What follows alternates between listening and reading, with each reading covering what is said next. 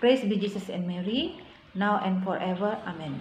Sebelum kita mulai, Ibu mau mengucapkan selamat kepada kalian semua karena saat ini kalian sudah naik tingkat, sudah bukan kelas 7 lagi tetapi sudah menjadi siswa kelas 8. Ibu harap kalian tetap semangat untuk belajar meskipun kalian harus belajar dari rumah, dan pertemuan kita hanya bisa lewat ini. Komunikasinya jadi satu arah, yaitu lewat video, dan juga semua tugas kita kerjakan secara online. Ibu harap kalian tetap menjaga semangat kalian, jangan putus asa, terus belajar, dan yakin kita pasti bisa lewati ini. Hari ini kita akan belajar tentang teks berita, menyingkap peristiwa di balik berita. Saat ini informasi bisa diperoleh dari berbagai macam media, contohnya media cetak dan elektronik. Contoh-contoh media cetak itu seperti yang kamu sudah ketahui, yaitu koran, surat kabar, majalah, ataupun buletin. Sementara media elektronik adalah televisi, radio, dan internet. Oke, baik, kita masuk pada bagian pertama, yaitu mengidentifikasi unsur-unsur teks berita. Sebelum kita mengidentifikasi unsur-unsur teks berita, Ibu akan bacakan kalian satu teks berita yang bisa kalian dapat, yang bisa kalian baca dari link yang akan Ibu berikan, dan juga ada di halaman 3 dari buku Mahir Berbahasa Indonesia kelas 8. Teks berita itu judulnya Soleman Ngongo, penerima Kalpataru yang nyeker di istana. Sederhana, itulah kesan yang terpancar dari wajah Soleman Ngongo, warga desa Tematana, kecamatan Wewena Timur, Kabupaten Sumba Barat, Nusa Tenggara Timur. Bahkan, kala berada di istana untuk menerima penghargaan Kalpataru, Soleman tidak memakai alas kaki alias nyekernya, takut istana kotor. Saya tadi pakai sandal, tapi ditinggalkan di luar, takut kotor. Lagi pula, tidak apa-apa saya begini, sudah biasa, kata Soleman saat ditemui wartawan usai Piala Adipura dan Kalpataru di Istana Negara, Jalan Veteran, Jakarta pada hari Selasa tanggal 7 bulan 6.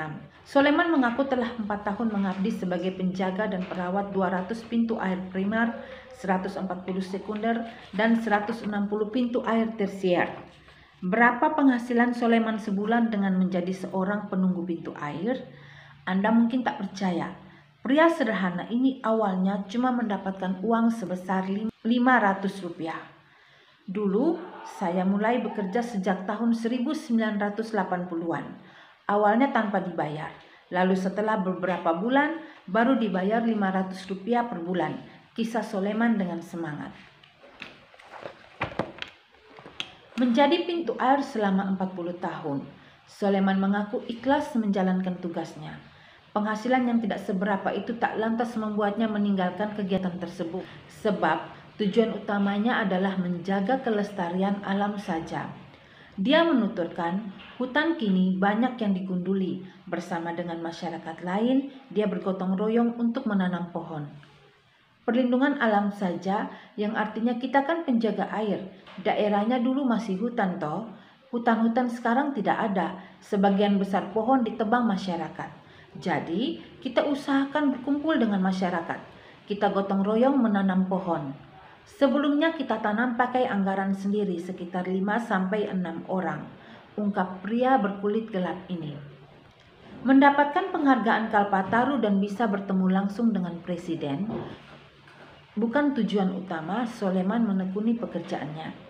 Namun kunjungannya ke Jakarta kali ini menjadi hari yang membahagiakan baginya, dan dia pun sangat bersyukur. Saya tidak pernah bekerja dengan tujuan untuk bertemu presiden. Kalaupun dapat bertemu hari ini, saya syukuri sebagai anugerah dari Tuhan. Akan tetapi, masih banyak lagi yang harus dilakukan. Mudah-mudahan bisa dilanjutkan juga oleh masyarakat dan penerus saya nanti, harap Soleman. Selain Soleman, ada sekitar 10 orang lainnya yang juga mendapatkan piala Kalpataru. Dalam kesempatan yang sama, Presiden juga menyerahkan 63 Piala Adipura kepada kabupaten atau kota yang dianggap sebagai kota yang bersih dan ramah lingkungan. Setelah kalian mendengarkan pembacaan teks berita tersebut, Soleman Ngongo bukanlah siapa-siapa. Dia hanyalah seorang penjaga pintu air yang sudah bekerja selama 40 tahun. Awalnya tidak dibayar hingga akhirnya penghasilannya naik menjadi 500 rupiah. Andi digigit kucing bukanlah berita, tetapi Andi menggigit kucing barulah disebut berita. Karena itu tidak semua peristiwa itu bisa dijadikan berita. Menurut Mas Duki di dalam buku jurnalistik radio ada beberapa kriteria agar suatu peristiwa itu bisa dijadikan berita. Yang pertama adalah aktualitas, yaitu berita itu benar-benar hangat, terjadi saat ini dan juga fakta. Yang kedua adalah kedekatan. Kedekatan emosi dan fisik membuat sebuah berita itu semakin menarik untuk didengar. Misalnya, sebuah berita banjir di Rote lebih menarik untuk kita simak daripada sebuah berita banjir yang terjadi di Jakarta karena kedekatan. Kita pengen tahu, oh Rote bagian mana yang terjadi banjir, atau ada kasus kejahatan di Rote sebelah mana. Karena yang ketiga adalah tokoh publik, misalnya artis, para pemimpin dunia. Dan jika kamu ingin membuat berita tentang seorang tokoh, maka carilah tokoh yang sudah dikenal luas oleh publik. Yang ketiga adalah konflik. Konflik di sini adalah kontroversi antar tokoh publik. Misalnya suatu kontroversi atau masalah besar yang terjadi di dalam negeri yang bisa menyebabkan huru-hara, bisa menyebabkan bentrokan atau demo atau segala sesuatu yang bisa menarik perhatian. Yang berikutnya adalah kemanusiaan, seperti peristiwa kelaparan, pengungsian, dan bencana alam. Dan yang terakhir adalah sensasional atau unik, peristiwa-peristiwa yang aneh, yang gila, dan hal-hal spektakuler dalam kehidupan manusia itu juga bisa dijadikan bahan berita. Dalam teks berita terdapat unsur-unsur yang membangunnya. Unsur-unsur itu adalah sering dikenal dengan istilah 5W plus 1H. Atau untuk lebih memudahkan kalian mengingatnya, kita kenal dengan nama, kita beri jembatan keledai, yaitu adik Simba. A itu apa, D itu di mana, K itu kapan, C siapa, M mengapa, dan B bagaimana. Unsur-unsur tersebut sangat bermanfaat bagi anak-anak jika kalian ingin memahami suatu teks berita. Dari unsur-unsur teks berita yang sudah kalian ketahui, yang sudah kalian buat, manfaat ketika kita hendak membuat kesimpulan isi berita. Nah, perlu kalian ketahui bahwa tidak semua informasi itu bisa dijadikan kesimpulan berita. Informasi penting. Kita hanya membutuhkan informasi-informasi penting yang akan dijadikan, yang juga merupakan pokok-pokok berita untuk membuat kesimpulan. Setelah kita membuat kesimpulan atas isi berita, kegiatan yang bisa kita lakukan adalah tanggapan. Tanggapan adalah sambutan terhadap hal, peristiwa, masalah, ucapan, pendapat, atau gagasan berupa kritik atau komentar yang lain. Dari berita yang sudah Ibu bacakan, ada beberapa pertanyaan panduan atau pertanyaan-pertanyaan yang bisa memudahkan kita untuk memahami dan juga membuat kesimpulan dari teks berita tersebut. Contohnya adalah peristiwa apa yang diberitakan dari teks tersebut. Menurut kalian, apakah peristiwa tersebut menarik untuk diberitakan? Jelaskan mengapa. Siapakah orang atau tokoh yang diberitakan? Nah, di sini siapakah berarti unsur si yang ditanyakan. Dari sisi apakah tokoh tersebut memiliki kemenarikan untuk diberitakan, misalnya perilaku, sikap hidup sehari-hari, pandangan, atau dari sisi lain. Di manakah peristiwa tersebut terjadi? Di manakah merupakan unsur dari adik Simba, yaitu di. Kapankah peristiwa itu terjadi? Mengapa sang tokoh mendapatkan penghargaan? Bagaimana kisah suka duka sang tokoh?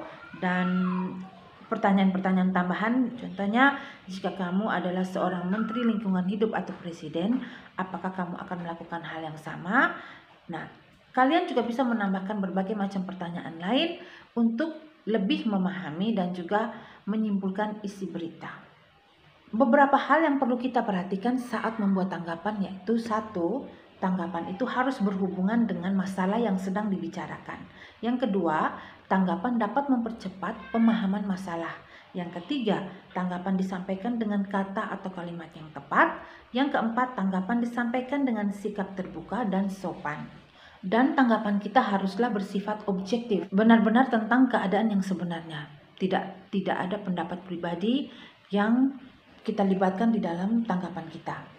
Ada beberapa langkah yang bisa kita lakukan dalam menyimpulkan isi berita. Langkah yang pertama adalah membaca atau menyimak berita. Yang kedua, saat kita membaca atau kita menyimak, kita juga mencatat pokok-pokok isi berita. Dan yang ketiga, kita menyusun pokok isi berita menjadi ringkasan berita. Dan langkah terakhir, kita mencari intisari dari ringkasan berita tersebut, lalu membuat paragraf kesimpulannya. Demikianlah topik kita hari ini. Ibu harap kalian bisa menyimaknya dengan baik, dan jika ada pertanyaan atau kesulitan, kalian bisa menghubungi ibu atau mengirimkan email ke ibu, atau kita bisa berdiskusi di Google Classroom. Ibu harap kalian tetap semangat dalam belajar dan jangan lupa mengumpulkan tugas kalian sebelum waktu yang sudah ditentukan. Semangat!